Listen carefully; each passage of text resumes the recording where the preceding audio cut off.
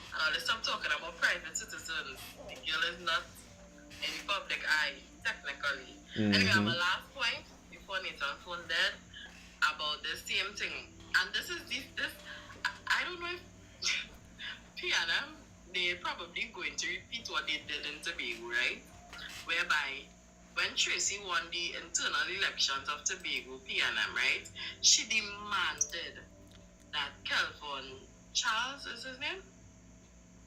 Charles stepped down because he was no longer the leader of the party, right? And in her making him step down, she triggered just like we'll call the thing that is continue going.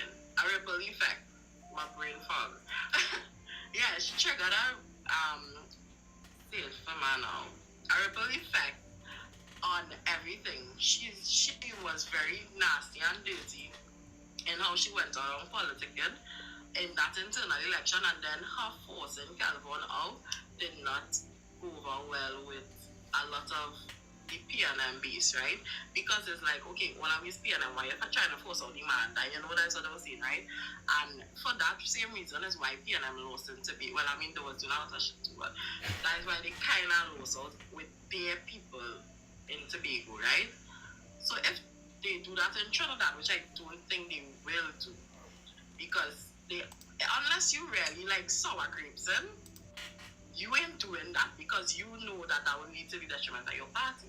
So it might be a case of, well, if I can't lead, I will burn down the whole boat, or it will be like, okay, cool, at least I end the boat, and let me see what I could do to rock the boat a little bit. But the thing with it here is there's no one to force out anyone in this case.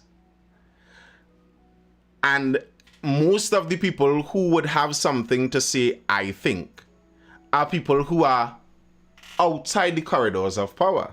Former this, ex that, late that, former this, ex that, former this. You don't actually have a real powerful say right now.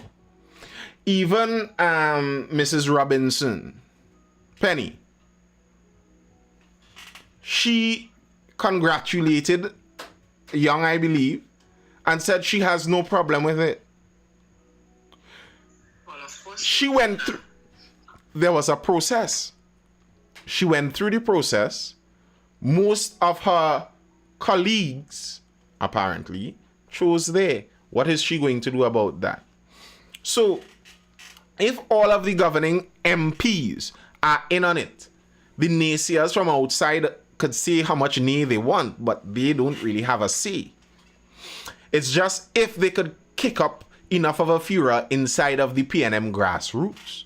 And that's what I think is going to be the technique utilized by the naysayers who don't like this, if it is pushed through in the way it seems like it's going now. If they really attempt to get Stewart in there and no internal election before the national election and all of that, I do think that the Lehans and Batiste Primuses and Nunes Teixeira, I do think that they are going to try to stir that pot heavily for the PNM grassroots. But the only thing you really stand a chance of there is the PNM losing. And does that benefit any of those people at the same time? So it would be interesting. It makes the politics interesting. But then PNM again, when Tracy ran for the leadership, she didn't even have a seat. She wasn't even an assemblyman. So when she kicked up the fuss for Kelvin to step down, she couldn't even lead the THA. That's how Ansel Dennis ended up being the chief sec. Which didn't make sense because Ansel Dennis did not win the leadership of the PNM either. So therefore, it has merit when Watson Duke was the leader of PDP. He allowed Fali to be chief sec. There is merit behind allowing somebody who is not the political leader to be the prime minister, to be the head. There is merit. I don't know why everybody keep carrying on like this. I could want to be the political leader, but don't want to be the prime minister. Penny has 9 members supporting her. That can increase, can it? And why would it increase within the next couple of months. That would have to be some significant politicking, I think, to get that to increase. And then, even if it does increase, is it going to increase to a level where they are going to demand a new vote to see it again? Or is it going to increase to a level where they would be willing to risk political suicide to force it through? Because that may be what they have to do. The vote is already cast. A selection has already been made. The announcement has been put forward. Are they going to be willing to risk their political neck to do it? Because that's very likely what they would have to do if they want to do that now. It's get in line or not. And I don't think any of them are going to want to step out of line like that. The people, and it's already apparent, the people making the most noise are the people with nothing to lose. Mrs. Batiste Primus isn't in a position. She isn't going up for an MP, neither Mr. LeHunt. So they don't have to face a screening committee. They don't have to see what happens behind the closed doors. If you back the wrong person and then go publicly to try and go against what the party says, who says you're going to be an MP come the next election? You might lose your vote. You might lose your one vote. The PM hasn't resigned as yet. The president can only take the valid vote then. Yes, I know, but the party has already selected. And if they go against the party has power to make sure you don't go up to be the next MP. And are those MPs willing to risk career political suicide just for that? I don't think so. I think if they were willing to risk that, they would have made much more of a furor already. And in a sense, the way they put it forward as democratic among the MPs, what are you going to argue about there? The majority of the MPs chose. They voted. What's to argue?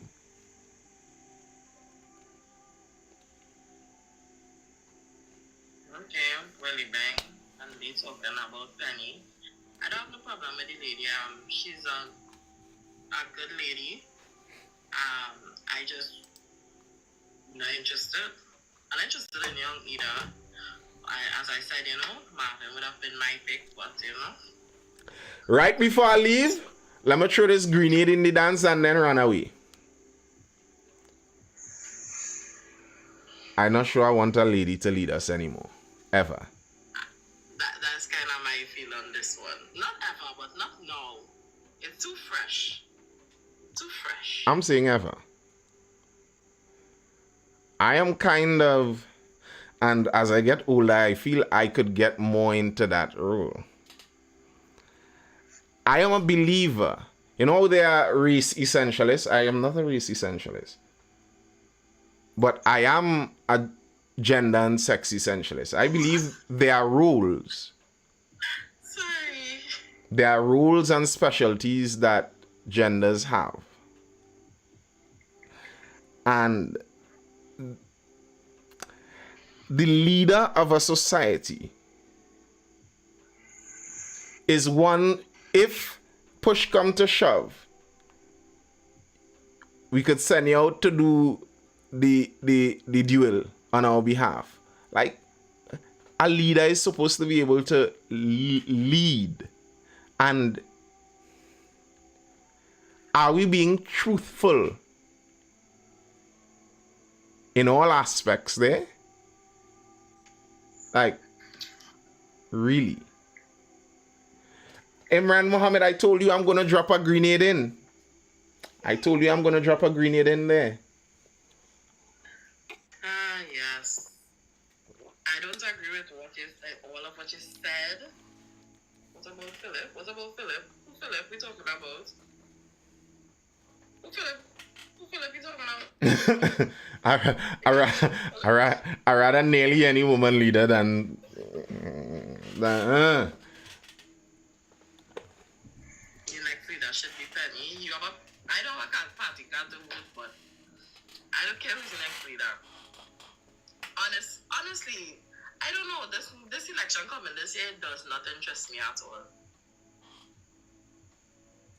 If we have successful matriarchal household, then it's very possible. Read the statistics on matriarchal households. Luke. Is that Luke? Andre? Read the statistics on families led by the mothers. And why? Why? Why does that happen? Why is the statistic on families led by mothers what it is? And is there any reality and relation to leadership? It's a question, and I would like you to honestly think about it. Honestly, not get upset, but honestly think about it. There are certain things that women can do that men literally just cannot. Is the same true for men? And what might some of those things be? There are some things that women would just naturally be way better at than men. What might some of those things be? All right, people. Strange enough, some of the people I've heard say most clearly that they never want a woman lead them is some women. Strange enough. Obviously, Sweet Douglas. Obviously, that one. All right, people. I am out. I hope you're educated, informed, or entertained. This has been the Mindful Live Show. I'll be here again tomorrow evening, tomorrow night, for the same thing. Be sure to tune in then. Make sure you subscribe if you're looking at this over on YouTube there. Until next time, people, hold it on. Stay well, stay strong, stay inside, outside this sketchy. Go and marry somebody, child, and make some babies. Give us some more trainees. We population dropping out here. We need people. All right. Laters, people, hold it on. I'm out. Bye. Laters, Rooney. Good night. You keep losing, man. You keep losing, man.